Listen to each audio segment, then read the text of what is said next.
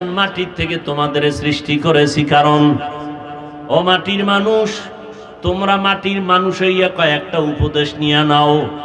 আল্লাহ বলেন, মাটির থেকে সৃষ্টি করাইয়া আমি প্রমাণ করতে চাই আমি আল্লাহর আদালতে নূরের সৃষ্টি শ্রেষ্ঠ না, আগুনের সৃষ্টি শ্রেষ্ঠ না, আমার আদালতে মাটির সৃষ্টি মানুষই হলো শ্রেষ্ঠ। সিদ্ধান্ত কার? জোরে বলেন। মানে নাই কোন সূরায়? উম্মাহ কে মানে নাই? ইবলিস। কেন মানে নাই? গায়ের জোরে না যুক্তির ব্যানারে?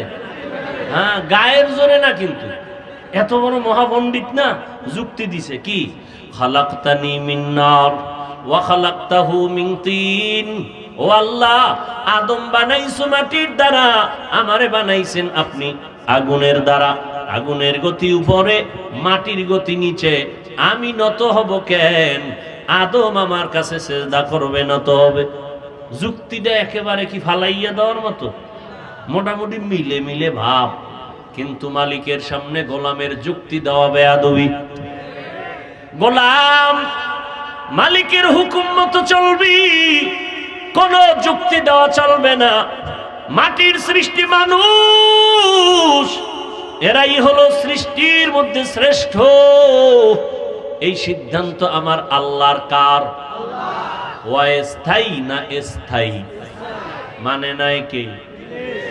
গায়ের জোরে না যুক্তির ব্যানারে? অতএব যারা এখন মাটির সৃষ্টি মানুষকে শ্রেষ্ঠ মানে না, যুক্তি দিয়া ঘুরাইতে চায়, কেনই জানি মনে হয় শয়তানের সাথে তাদের বন্ধুত্ব।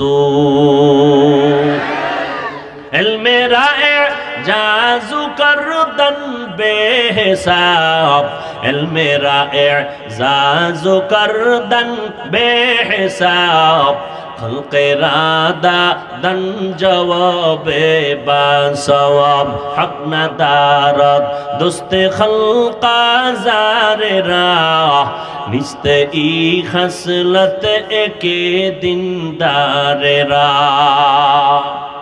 আল্লাহ এই মাটির মানুষ বানাইয়া দুইটা সবক আমাদের দিতে চাইতেছেন।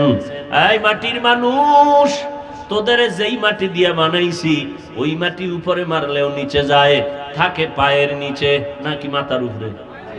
পায়ের নিচে। তবে বান্দা মনে রাখ, এক নাম্বার সবক, মাটির থেকে বানাইয়া তোদের সম্মান আমি নিচে রাখি নাই, আমি এত উপরে উঠাইয়া দিলাম।